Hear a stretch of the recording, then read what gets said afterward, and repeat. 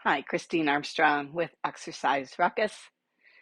Today we're going to work on some exercises that help strengthen the hip, but it also is really, really good for the people who have anterior or front hip pain or lateral side hip pain and that bursa or have been diagnosed with some bursitis.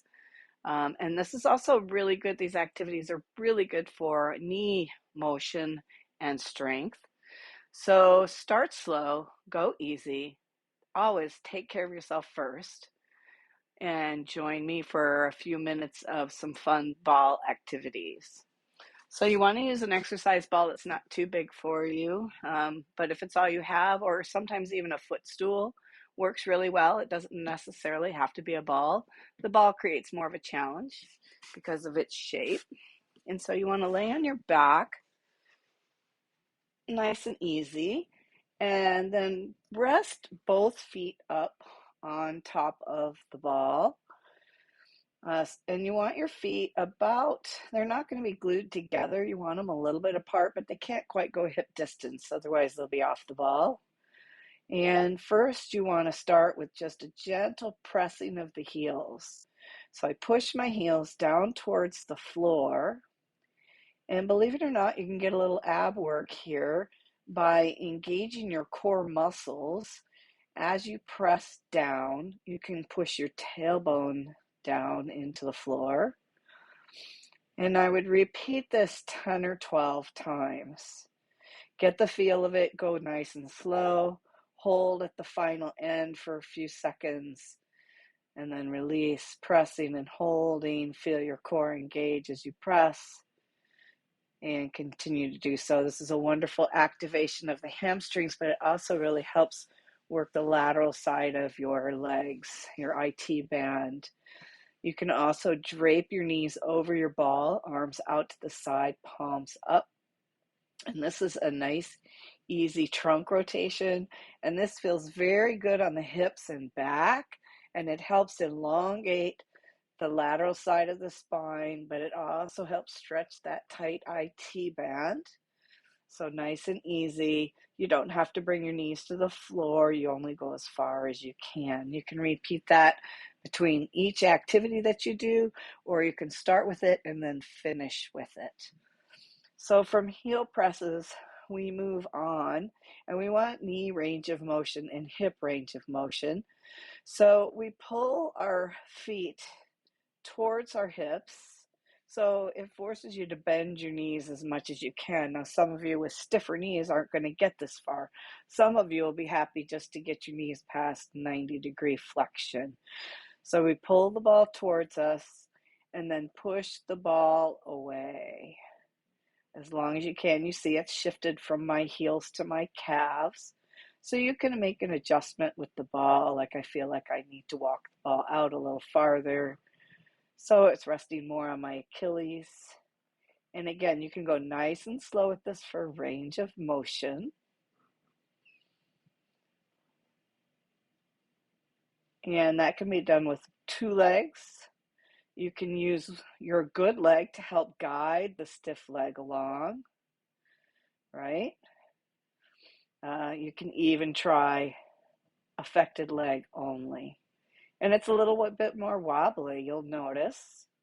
That's kind of a fun activity. Then one other activity that can help with knee range of motion is resting your heels on the ball, applying a gentle amount of pressure, I'd say about 25% effort. As I push down into the ball with my heels, I'm going to walk the ball away from me and go as long as I can, and then pull the ball towards you as much as you can. And just continue to take small steps front to back, keeping your spine neutral.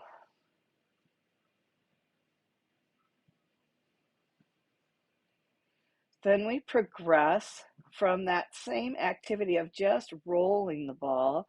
Now we want to get a little more active using the hamstrings and the glutes. As you press into the ball, you'll feel the back of the legs kick in. You should feel your core muscles kick in, the back muscles kick in. Keep the pressure on, pushing down. And you might see my feet shaking a little bit because I haven't done this in a little while. So my muscles really don't quite know what to do, so they shiver a little bit. And generally, as you get stronger, that will smooth out. The more shaky you become, that just means your muscles are fatiguing. But I'm pressing down with my heels into the ball while I pull the ball towards me as far as I can. And then I keep that pressure on as I push it away. And again, the pressure depends on what you're able to do. It doesn't have to be as hard as you can do it. It can be a soft, easy pull, but make it yours. And again, it works strength and range of motion, so that's a very good exercise to do. Then we move on to small bridges. Bridges take a little bit more effort, and it's better to start with a straight leg. And the most important thing is you should have no back pain while you're doing this. So you slowly press your heels into the ball and then lift your hips. Just clear your hips a little bit. You don't have to go really high. And then as you lower down, try to do one vertebrae at a time, but then skip the low back. The low back doesn't do that motion, and it's not real great for it. Take a breath at the bottom as you're resting, and then press into the ball. Lift the hips, and then slowly roll down one vertebrae, skipping the low back. Good. See, my hands are out to the sides. They're giving me a little more stability. I can press my elbows with my palms facing my fingertips towards the ceiling. Or if I want, I can take my arms completely out of it and raise up. And now this requires a little bit more core work. So as you start, you might start with your hands down for support. Take the hands away. And then maybe try joining your hands together. And you can work anywhere in between that. And once you've mastered that and don't have experience any back pain, then you can progress to a bent knee bridge, which actually requires more work because your hamstrings, you see my ball shaking a little bit, and then lowering down. This is just a small bridge. Not doing anything fancy, just a slight lift, even just butt clearance. So, or I like to say credit card height, enough to get you a credit card underneath your bottom. And pressing down in the ball as you raise your hips. And again, the knees are bent. And again, this continues to progress so that as you master this one, then you can take it full guns from straight leg to bent knee, and then back to straight. And you can rest in between each one if you feel like that's what you need, or see if you can do 5 or 10 in a row. And then slowly progress. I'm using my arms a little bit for stability today, and that's okay. Work on level pelvis, equal strength between the legs.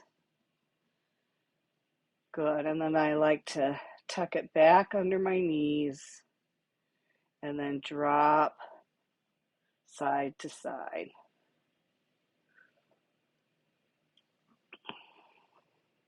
So give those activities a try. See if it doesn't help make your hips feel a little bit better. You can't just do it once and expect it to go away. Something you have to do every single day, sometimes twice a day. And you should notice some changes in how your hips and knees feel. Thanks for watching my video.